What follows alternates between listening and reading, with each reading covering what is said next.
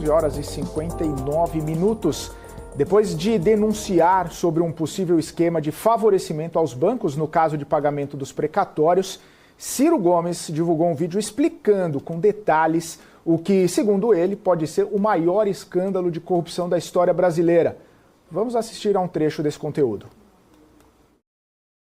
Foi assim, o governo, via judiciário, entregou o que era do povo para os bancos. Por quê? Porque os bancos, informados pelo governo de que aquele calote ia ser agora pago pela coisa, compraram do povo pela metade do valor que tinha e os bancos receberam 100%. Ou seja, se o governo tinha 93 bilhões de reais, por que o próprio governo, se o governo tinha, vou repetir, 93 bilhões de reais, por que o próprio governo, via Advocacia Geral da União, não chamou esses credores todos para um acordo e dizer, meu irmão, me dê desconto de 50%, me dê um desconto de 30%, nós tínhamos economizado 45 bilhões de reais, dinheiro suficiente para resolver todas as obras paradas do Brasil. Não, o governo pagou 93 bilhões de reais para os bancos. Ah, mas o governo não passou para os bancos? Vou explicar de novo. É claro que ele não passou para os bancos, ele fez uma falcatrua via Poder Judiciário. Passou o dinheiro para o Judiciário depois que os bancos compraram pela metade do preço o que o povo tinha, tá entendendo? E depois que o povo foi lesado, o governo pagou pelo valor do nome, pelos 20 mil, no exemplo que eu dei de 10 mil, o governo pagou. Você perdeu 93 bilhões de reais, os credores perderam pelo menos a metade disso e o país, mais uma vez, está vendo o assalto generalizado aos cofres públicos que a corrupção endêmica no Brasil, pelo Lula, pelo PT, produziram. Muito bem, trecho da explicação de Ciro Gomes depois da denúncia, né?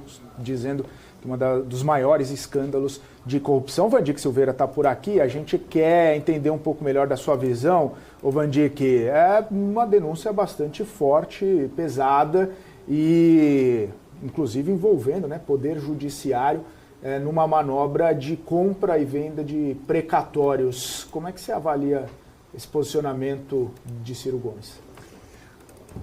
Felipe, grava aí, pessoal, porque eu vou defender o Lula aqui.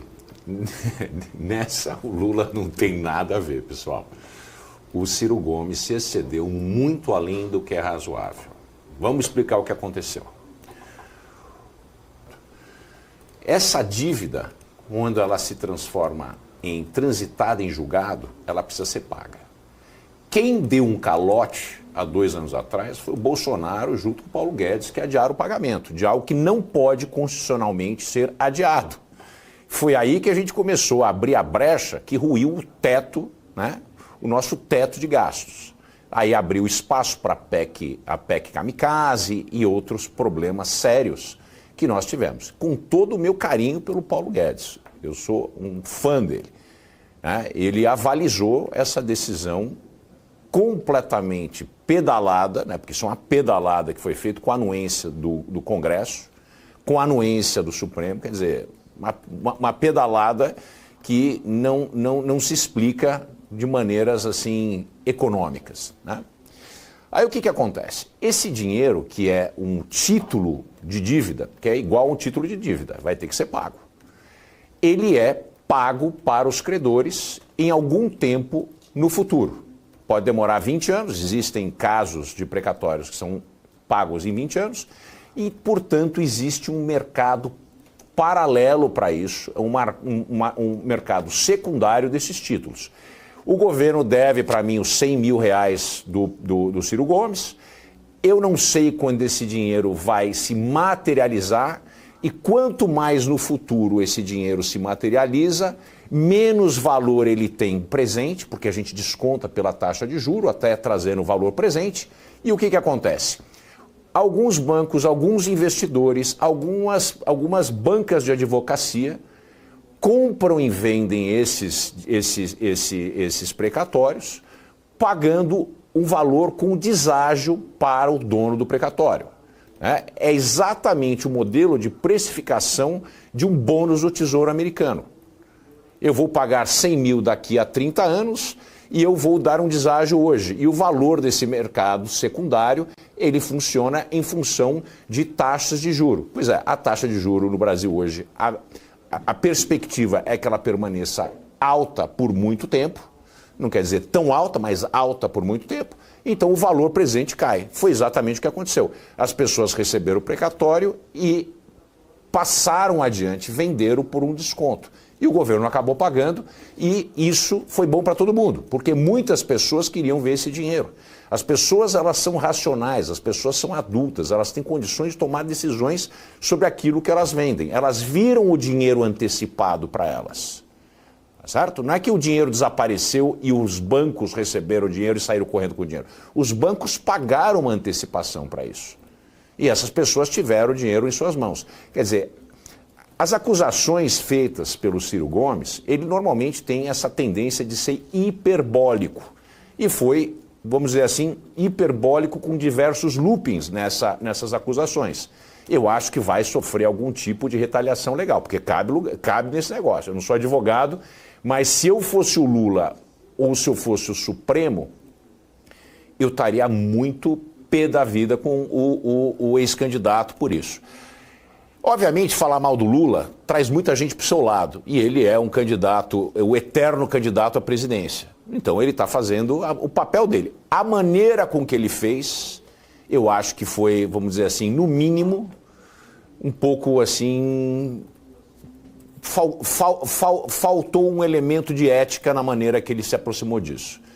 Vandique, qual o impacto que esse tipo de denúncia, ou esta situação no qual ele está levantando ali, pode acabar tendo, principalmente para esse mercado, essa classe de ativos de precatórios, por sinal?